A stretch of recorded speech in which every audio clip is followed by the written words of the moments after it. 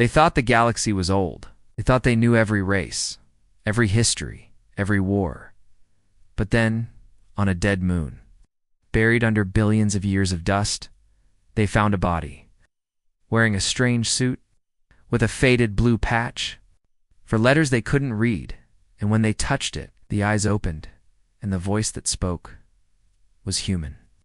And what it said was so terrifying that every star, every planet, every living thing would never sleep in peace. Again, the moon had no name. It was just another airless rock drifting in the silent black sea of the Perseus Arm. For centuries, nothing had touched its surface except dust and the faint light of distant stars.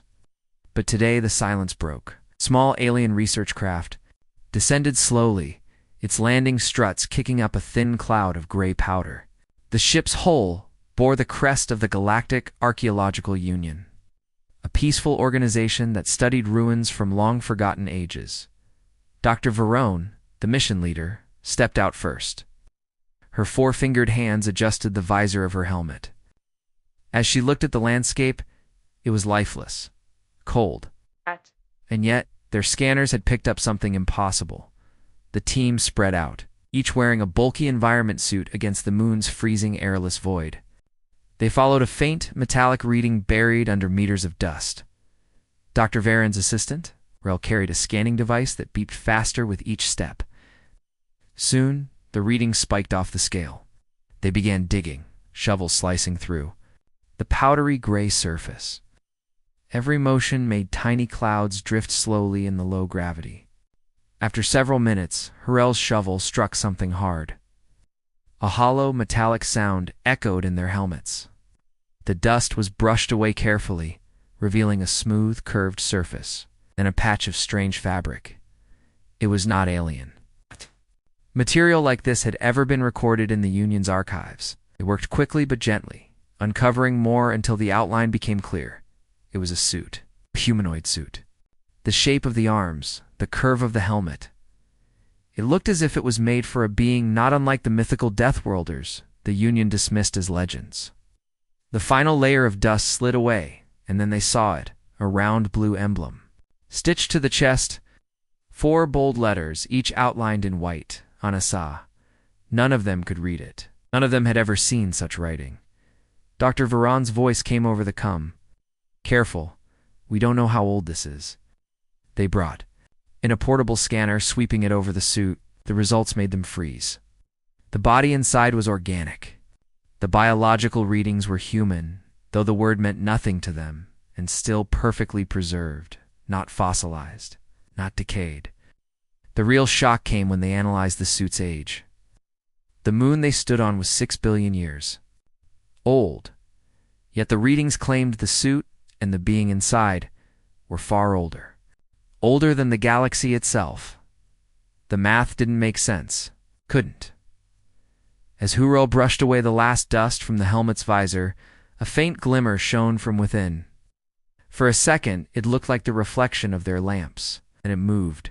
2 pale blue eyes stared back at them from behind the visor, unblinking, as if the being inside had been awake the whole time. Dr. Verone stumbled back, heart pounding in her chest. No one spoke. The silence felt heavier than the vacuum around them. Then, without warning, a sound crackled in their cum units. It wasn't from the Union's frequency. It was a broken, static-filled voice, speaking in a language none of their. Translators recognized. The tone was low, human, and carried a weight of exhaustion. In warning, Dr. Veron felt something press against her mind. A sudden flash of images she couldn't understand. Stars exploding in violent bursts. Gigantic. Ships, black as void, devouring planets whole. A war fought in darkness before the galaxy had even taken shape. And in the middle of it all, soldiers wearing suits like this one, fighting until there was nothing left to fight with. The voice grew stronger, almost urgent.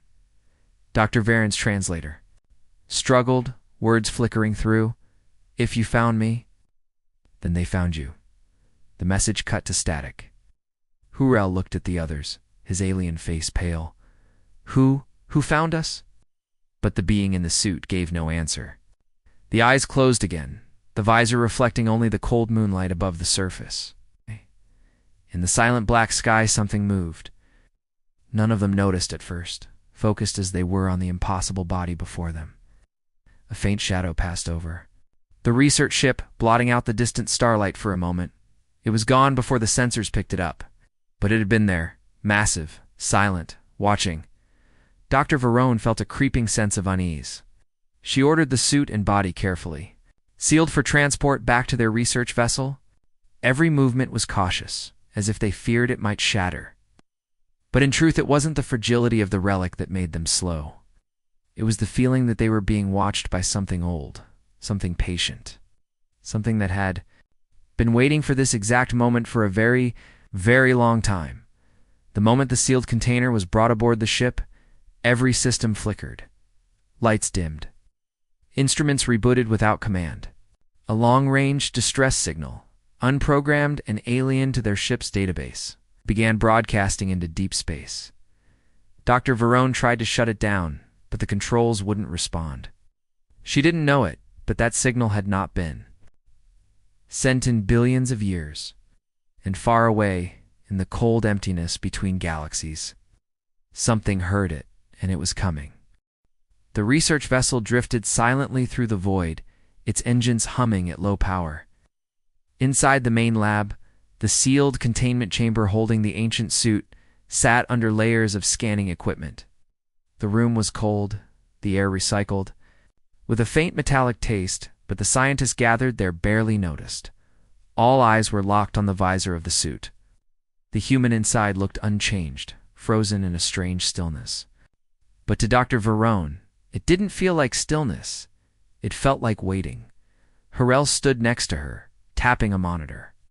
Vitals are strange. No heartbeat, no respiration, but brain activity. Patterns unlike anything in our database. It's like he's dreaming.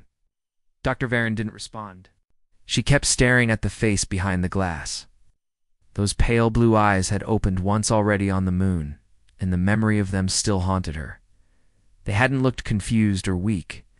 They had looked aware, as though the human had already seen them, known them, before they'd even arrived. Suddenly, one of the instruments gave a sharp tone. The lights in the lab flickered. A ripple of static buzzed through the CUM system. Monitors flashed with data streams in a language none of the alien crew could read. The air seemed to grow heavier, the shadows in the corners stretching unnaturally. And then the visor lit with a faint glow from within. The human's eyes were open again. Harel stepped back, instinctively reaching for the emergency controls. But before he could press anything, a voice clear now, deep and steady, filled the room. The words were still in that ancient tongue, but the translator made a halting attempt. "Where am I? What year is this?" The sound was like thunder wrapped in exhaustion. Dr. Verone answered carefully. "You are aboard a Galactic Archaeological Union vessel. The year is 12,843 in the Galactic Standard Calendar. We found you, on a moon in the Perseus arm." The human's gaze sharpened. He spoke again, the translator breaking up the words, but enough came through to send a chill down her spine. "If you found me, then they found you." Varen asked that the human didn't answer immediately. His eyes closed, and the monitors began to scream with warning tones. Brainwave activity spiked into chaotic patterns. And then, without warning, images slammed into her mind. Visions so real she could smell the burning metal, feel the heat of exploding suns. A war across a universe still being born. Ships larger than moons tearing each other apart. A black tide of machines, billions strong, sweeping through the stars like locusts. And the human leading an army of his kind, fighting until there was nothing left but darkness. When the visions faded, Ron staggered, gripping the edge of the console. Her skin prickled as she realized she was breathing fast. "The humans." Voice came again, softer now, almost a whisper. "Clip swarm. They will come for you." Before she could ask, an alarm blared through the ship. Navigation reported a massive contact moving in from deep space. No identification, no known transponder, no communication attempts, just a silent approach, closing the distance with terrifying speed. Varen turned back to the containment chamber. But the human was no longer still. his hands pressed against the glass. The monitors now showed a slow, steady heartbeat, the first they had detected. Hurl whispered, "He's waking up." The ship shuddered violently as something massive passed near their hull. External cameras caught only fragments, a dark, shifting shape blotting out the stars. The crew scrambled to power weapons, but the Union ship wasn't built for combat. They were explorers, not soldiers. Inside the lab, the chamber hissed as the locks disengaged, without authorization. The lid opened with a slow, deliberate movement. Steam rolling out into the room. The human sat up. His suit's chest plate emitted a faint hum, and the NASA emblem caught the dim light. He swung his legs over the side, boots thudding softly on the floor. The motion was calm, controlled, dangerous. Varen's voice was low. "Who are you?" The human looked at her for a long moment before answering. "Commander Elias Kane. First Fleet, United Earth Defense." The names meant nothing to her, but the way he said them made her believe they had once meant everything. Another alarm cut through the air. The unknown contact was now in visual range. The screens showed it clearly this time. A monstrous ship, black and jagged, moving like it was alive. No windows, no engines in the traditional sense, just an endless, shifting hull that seemed to drink in the light around it. Kane's eyes locked on the image. It's them. Before anyone could stop him, he stepped toward the door, the heavy boots of his ancient suit echoing on the metal floor. "If you want to live," he said, voice flat and certain, "you'll give me control of this ship right now." And outside, in the infinite dark, the first of the Eclipse swarm began to open its maw. The alien crew stared at the main view screen in silence. The black shape beyond their hull was so vast, so wrong in its movements, that some of them instinctively looked away, as if it was dangerous just to see it. It wasn't a ship in the way. They understood ships. Its surface shifted like liquid metal, plates sliding over each other in unnatural patterns.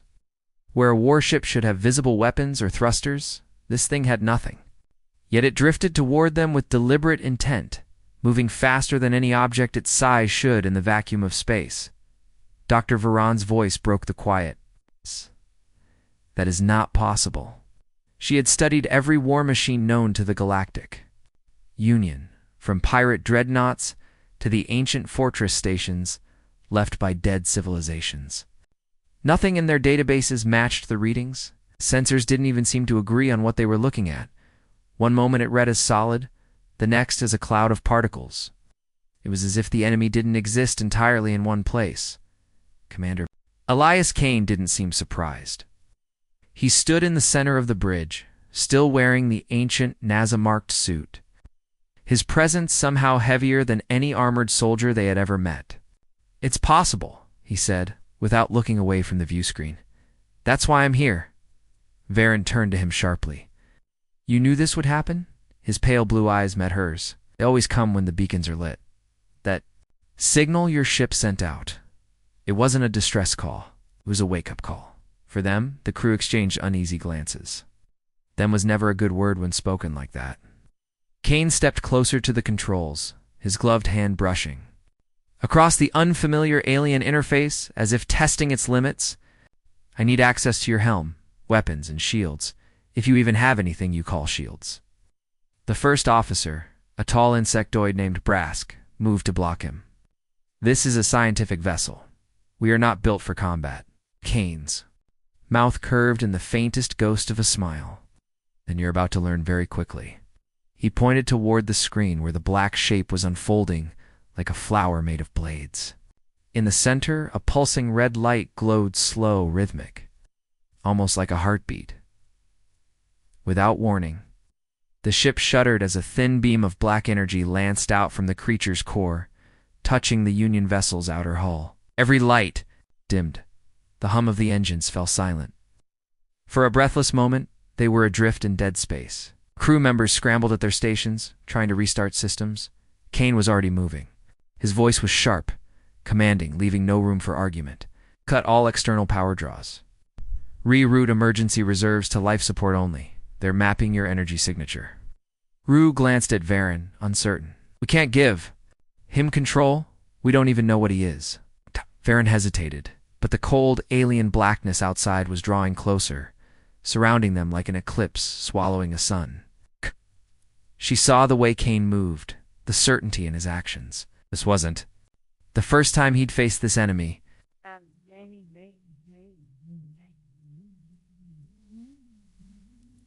And maybe he was the only one in the galaxy who had. She stepped aside. Do it. Give him helm control. The moment Kane's hands touched the alien controls, the ship came alive in ways it hadn't before. He didn't just fly it, he made it move, like a predator, rolling the vessel in a sharp dive away from the black entity. The enemy shifted instantly, its whole massive body turning in pursuit. Kane spoke quickly, half to himself. It's just a scout. The others are already close. We're dead. But if it's alone, he cut hard to port, sliding the vessel into the shadow of a nearby asteroid cluster. The black scout followed, slipping between asteroids as if they weren't even solid. Kane's gloved fingers flew over the controls. Your hull is weak. No armor, no weapons worth a damn. He glanced back at the crew. But you do have mass, and mass can kill. Before anyone could ask what he meant, Kane gunned the engines, dragging the black entity deeper into the asteroid field. Then, in a move that felt like madness, he killed the ship's forward momentum and rotated it sharply, putting their bow directly toward a tumbling asteroid the size of a city. The crew shouted warnings, but Kane waited until the last possible second. Then he fired the maneuvering thrusters at full burn, spinning the ship away as the asteroid drifted straight into the black entity's path. The creature didn't swerve. It absorbed the asteroid in a burst of shattered rock and dust, and for the first time, it slowed. Pieces of its hull peeled away, revealing writhing machine tentacles underneath. Kane didn't waste a heartbeat. He pushed the ship into a climb, pulling them clear of the asteroid field and back into open space. Varen gripped her console, breathing hard. What was that thing? Kane's answer came low, cold and certain. The beginning, the eclipse. Swarm doesn't knock. They break the door down. That was just the hand on the handle. Outside, far beyond the dying scout, dozens of red lights began to glow in the dark, each one moving toward them. And every single one was bigger than the last. The Union vessel floated in deep space, its hull creaking softly, as if the metal itself knew what was coming. The red lights on the far edge of the void were growing larger, multiplying with every minute. The crew worked frantically, rerouting power, trying to reinforce shields that had never been designed for war. But no one spoke above a whisper except Kane. He stood in the center of the briefing room, helmet removed now, short dark hair streaked with silver, his face weathered, but unshaken. The NASA emblem on his chest plate caught the dim light as he began to speak, his voice carrying the weight of ages. Before your galaxy was even dust, before the stars you know existed, there was the first empire of man, the aliens around. The tables shifted uneasily. Varen leaned forward. Humanity? The word felt strange on her tongue. Kane nodded slowly. We were explorers, builders, and when the swarm came, we became soldiers. The Eclipse weren't born in your galaxy.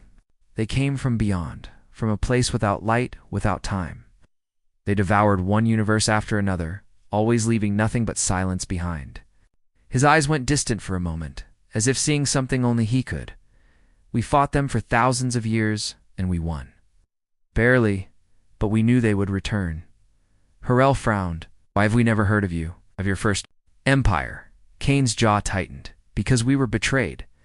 Not by the swarm. By those we fought to protect. The younger civilizations feared us, feared what humanity would do once the swarm was gone. So they struck at us while we were bleeding. Our fleets burned. Our worlds were erased from star maps. The survivors scattered. Many of us were placed in stasis, across time itself, hidden in places no one should have found, waiting for the day the swarm returned. He met Varen's gaze, and she felt an almost physical weight in the look. You weren't supposed to find me yet. That signal your ship sent out? It woke them early.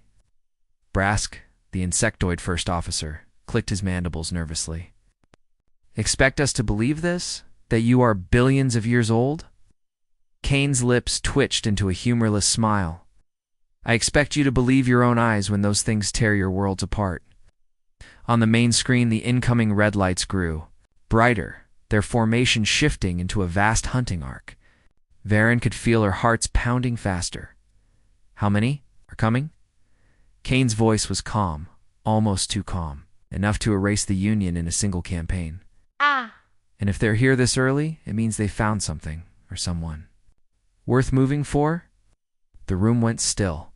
Hurrell finally asked the question no one wanted to voice. You said the swarm were machines. It's not machines like yours, Kane said. They're alive in their own way. Adaptive, self-repairing. They eat matter. Ships, planets, stars. Doesn't matter. Anything with mass is fuel. You can't reason with them. You can't scare them. You can only destroy them faster than they can replace themselves. Thorne's voice dropped to a whisper. And you? You think you can stop them?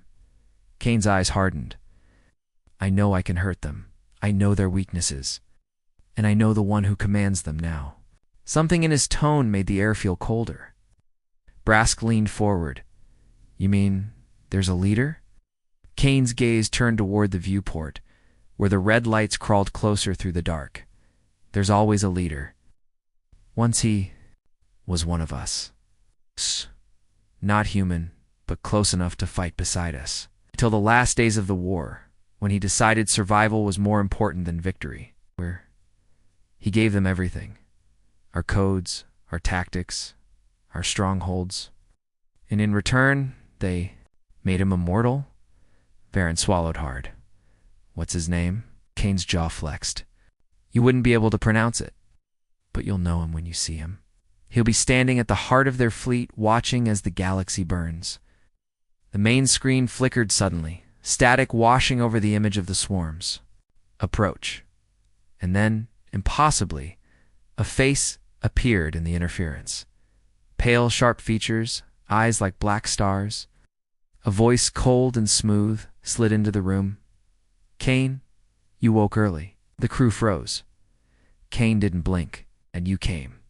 Late, the voice gave a low, amused sound. Run while you can. I will enjoy catching you again. The screen went dark. The red lights surged forward. Kane looked at the Union crew. Get ready. History's about to repeat itself. Outside, the swarm shifted formation, closing the trap. And deep in the darkness, the betrayer waited. The Union vessel hurtled through. The black, its engines burning harder than they'd ever been pushed. On the main view screen, the swarm's red lights swelled in size, weaving through the void like predators closing in on prey.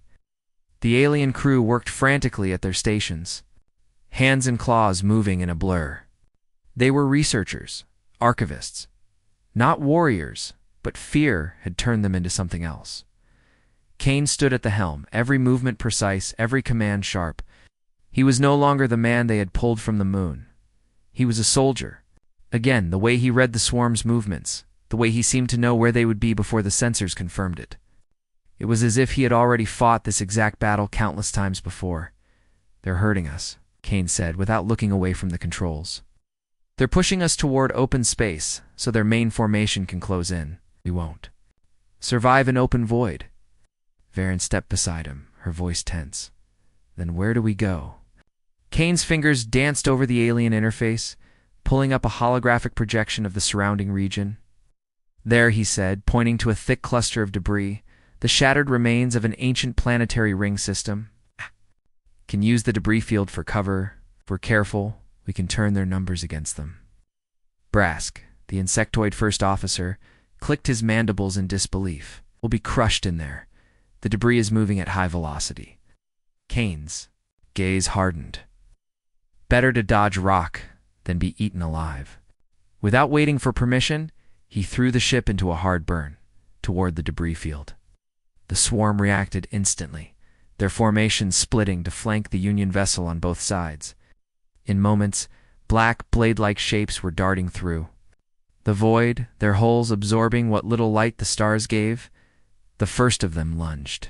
Kane rolled the ship, skimming the edge of an asteroid the size of a city, letting the swarm craft slam into it at full speed. The collision sent fragments spinning wildly, tearing through two more swarm ships like shrapnel. They adapt fast.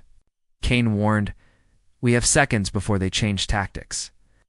Sure enough, the next wave split apart, surrounding the Union vessel from above and below. They moved like predators that had learned the shape of their prey. Kane was faster. Using the debris as both shield and weapon, he weaved the ship through impossible gaps, forcing the swarm to chase them into narrow kill zones where fragments of rock and ice shredded their numbers. On the bridge, the crew clung to their stations as the ship shook from near misses. Sparks flew from an overloaded console. Brask shouted, "Shields at 40%!" Kane's voice stayed steady. "Hold them together. We just need to break their rhythm." Then he saw his opening. A massive chunk of shattered moon was drifting. At high speed, its trajectory intersecting with a narrow channel between two larger asteroids. Kane pulled the ship toward it at full burn, the swarm diving after them. At the last possible moment, he cut power to the main engines and spun the vessel sideways. Slipping between the moon fragment and the asteroid wall, the swarm behind them wasn't so lucky. The massive rock slammed into the tight channel, crushing half the pursuing formation in an explosion of light and debris. The survivors scattered, momentarily disoriented. Varen's eyes widened. We might actually survive this." Kane didn't share her relief. "Not if we keep running on this ship. You don't have the firepower to finish the job." Turned to Harel. "What's the nearest Union outpost with military capacity?" Harel hesitated, then pulled up a star chart. "Station Threx. 2 jumps from here. Defense outpost." "They won't just hand over a warship to an unknown." Kane gave a thin, cold smile. "Then I'll convince them." Before anyone could argue, the swarm regrouped. The debris field flared with sudden bursts of black energy as the remaining ships cut their way through the rocks. Kane's hands moved like lightning on the controls. "We're done here. Initiate jump sequence now." The ship's FTL drive screamed to life, light flooding the bridge. Outside, the swarm surged forward in one final attempt to close the distance. The moment before they could reach striking range, the Union vessel vanished into the slipstream. A few precious seconds, there was only the soft hum of the engines and the ragged breathing of the crew. Then Kane spoke, his tone grim. "That was just their scouts. When the main fleet arrives, this galaxy will see war like it has never imagined." And somewhere far behind them in the cold dark, the swarm leader watched their escape through 1,000 machine eyes and smiled. The Union Defense Station hung in orbit above a barren world, its armor plates gleaming silver under the light of a distant sun. Bristling with weapon platforms and flanked by patrol frigates, Station Threx was the kind of place enemies avoided. But Kane wasn't an enemy, at least not yet. The Union vessel carrying him slowed as it approached, broadcasting security codes and a stream of alien syllables. From the moment the docking clamps engaged, Kane could feel the tension. Station's air smelled different, sterile, cold, tinged with metal. Union soldiers in deep blue armor lined the arrival bay, their weapons locked in the not-pointed but ready stance. Their eyes followed Kane with particular interest, reading the human's gait, his scars, the way he moved like every step was planned. The officer in charge, a tall reptilian named Commander Vrylek, stepped forward. His scaled face showed no expression, but his voice carried a quiet warning. "You are not Union military. You arrive aboard a civilian research vessel with combat damage. Explain yourself." Kane didn't break stride. "We were attacked by the swarm. They're on your doorstep." Vrylek's slitted eyes narrowed. "The swarm does not come this far into Union space." "They do now," Kane said flatly, pulling up the holographic recording from the battle. The debris field, the black ships cutting through rock and metal. The way they moved like a single mind, the station officers watched in silence, their postures stiffening with each passing second. When the recording ended, Vrylek turned to his staff. Alert High Command. Begin threat assessment protocols. Kane's tone was sharper now. You don't have time for protocols. Those were scouts. The main fleet will be here soon. And if you're thinking about defending this sector with what you've got parked outside, you'll be dead in the first 5 minutes. The commander regarded him for a long moment. What exactly are you suggesting? Kane took a step closer, his voice low and hard. I need a warship, not a patrol frigate, not a gunboat, something with teeth. And I need it now. The room went still. Varan and the others from the research vessels shifted uneasily, knowing how bold and insane that request was. Kane wasn't Union military, didn't hold rank, and had no official authority. To Vrylak, he was an unknown variable, dangerous in ways the commander couldn't yet measure. Finally, Vrylak spoke. You are asking for the most advanced weapon in this sector. And for what? To fly into the dark and die? Kane's gaze didn't waver. To stop them before they kill billions. Give me your ship, Commander. Keep it here and watch your station fall with everyone on it. The tension in the air could have snapped steel. For a moment, it seemed like Vrylak would refuse. Outright, then the alarms blared. The station shook under a distant impact. Sirens screamed. A voice on the comms shouted, Contact! Multiple inbound signatures. They bypassed perimeter sensors. Vrylak turned to the tactical display and froze. The swarm had arrived faster than anyone expected. Not scouts this time. Warships. Kane stepped forward, watching the black shapes appear on the holomap. You've got seconds to decide, Commander. Through the station's observation windows, pinpricks of red light flared in the void, growing brighter with terrifying speed. The swarm wasn't just here. They were already moving into attack formation. Vrylak's voice came out as a growl. Get to the armory. You're not flying one of our ships without a Union crew. Kane's lips curled into a thin smile. But make sure they can keep up. The docking bay erupted into chaos as Union soldiers rushed to battle stations. The station's heavy guns rotated toward the oncoming swarm, their barrels glowing with charging energy. Kane strode alongside Varan and Brask, the three of them moving through corridors alive with sirens and flashing red lights dotting the hangar beyond. The warship awaited sleek, angular, and bristling with weapons. Its name was etched into the hull in bold alien script, but Kane didn't need to read it. The ship radiated purpose, power, violence. The station shuddered again, harder this time. Somewhere outside, the first swarm salvo had hit. The crew scrambled aboard, systems coming online with a hum of raw energy. Kane slid into the command chair, the alien controls already feeling like an extension of his hands. Over the comes Vrylak's voice cut through the noise. Human, prove you're worth the ship. Kane's eyes locked on the tactical display, where the enemy's spearhead formation burned toward them.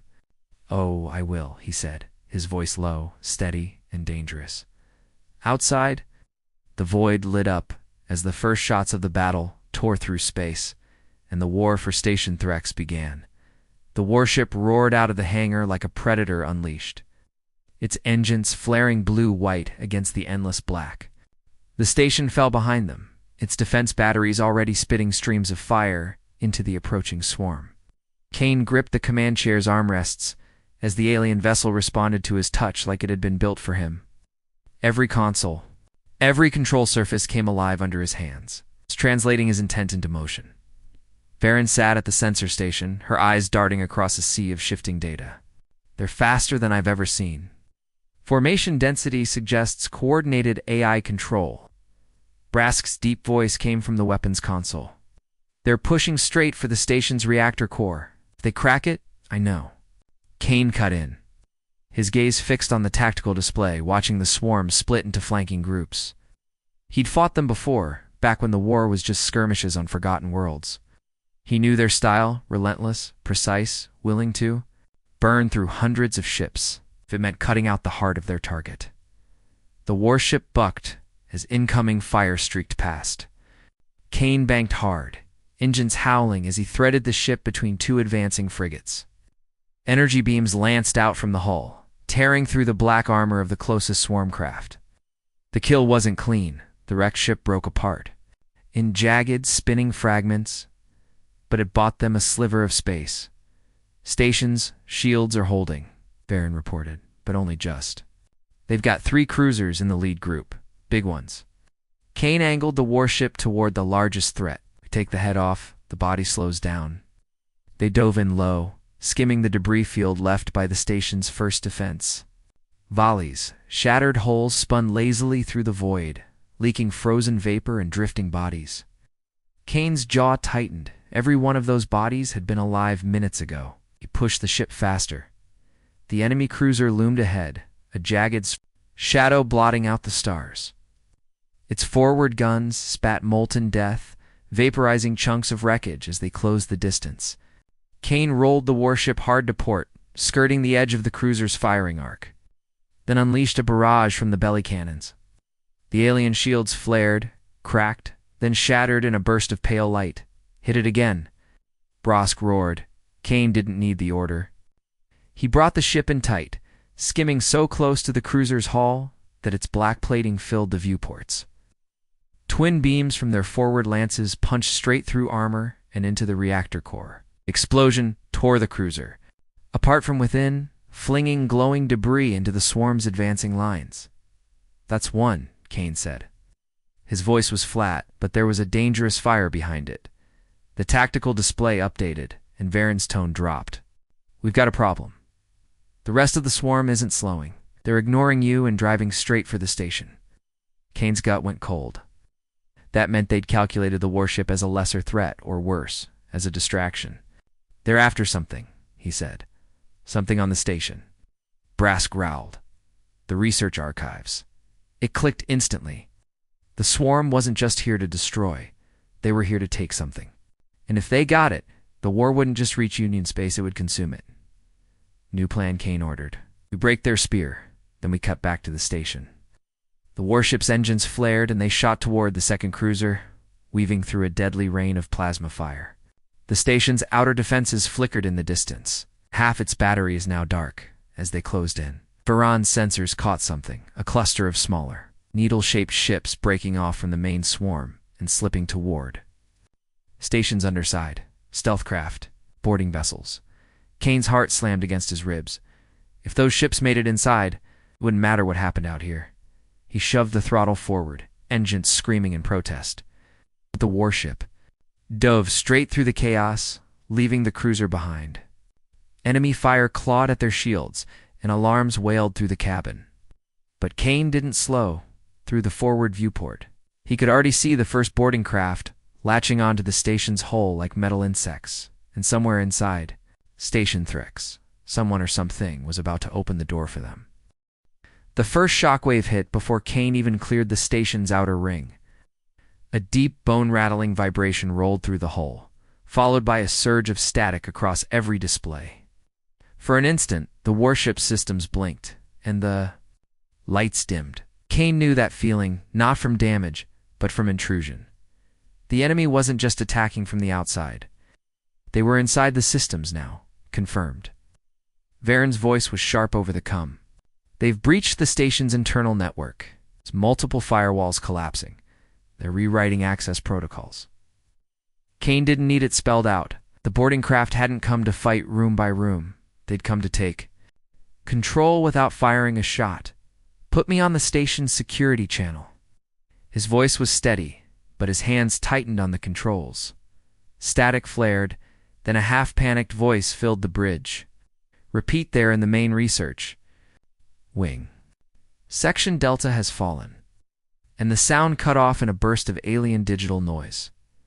Brask's hands were already flying over the weapons console. "I can burn those boarding pods off the hull right now if you give me a shot." Kane shook. His head, "If you miss, you'll tear the station open." "We do this clean?" The warship slid in along the station's underside, its shadow gliding over armored plating scarred from earlier impacts. Kane's eyes tracked the cluster of needle-shaped craft now fused to the station's surface, black, smooth, and pulsing faintly with an inner light. They looked more like living creatures than ships. Varen's sensors lit up. "There's movement inside the hull, they're spreading out fast. But, Kane, there's something else. a massive power signature. It's not from the swarm, it's coming from the station's core. Kane didn't answer right away. He knew what the station's core contained, the central archive housing artifacts too ancient for the Union to explain. And among those artifacts, the corpse, that body, impossibly old and impossibly human, had been the greatest mystery in Union science. But Kane knew one thing the Union didn't. If the swarm was here for it, it wasn't for curiosity. They're going to take it, Kane said finally. His voice was low, dangerous, and if they take it, they'll know, Brass growled. Know what? That humanity didn't come from this galaxy. For a heartbeat, no one spoke. Outside, the glow of weapons fire reflected off the warship's hull as the station's last automated guns tried to hold the boarding parties back. Kane pulled the ship into a sharp roll, lining them up with the docking hatch nearest to the research wing. Varen, arm the boarding charges, Kane ordered. We're going in. She hesitated. We're abandoning the ship? You're not abandoning? Parking it in the middle of their supply line so they can't follow us home? Within minutes, the warship's magnetic clamps locked them against the station's hull. The hiss of the airlock was drowned out by the distant thud of explosions reverberating through the structure. Kane pulled his rifle from the rack and stepped into the dim, flickering light of the docking tunnel. The air smelled wrong, metallic, sharp and cold, like the scent of a storm that hadn't yet broken. Every few seconds, the station's lights, stuttered shadows jerking across the corridor walls. Brask lumbered in behind him, weapon ready, his heavy boots thudding against the deck. Verone followed, silent but tense, her eyes scanning the shadows as they advanced. Kane's cum crackled with alien whispers, not language, not exactly, but a sequence of pulses and tones that felt deliberate. The swarm wasn't just talking to each other, they were talking to the station. The first one appeared without warning, a shape sliding out from the darkness at the junction ahead. Its body was all black chitin and jagged limbs, eyes glowing faintly blue. It didn't attack. It just stood there, blocking the path, as if daring them to try. Kane raised his weapon. Move. It didn't. The hallway lights died completely, plunging them into darkness, and in that silence, they heard it. A deep, echoing metallic groan, as if something ancient and heavy had just moved for the first time in eons. Somewhere deep in the research wing,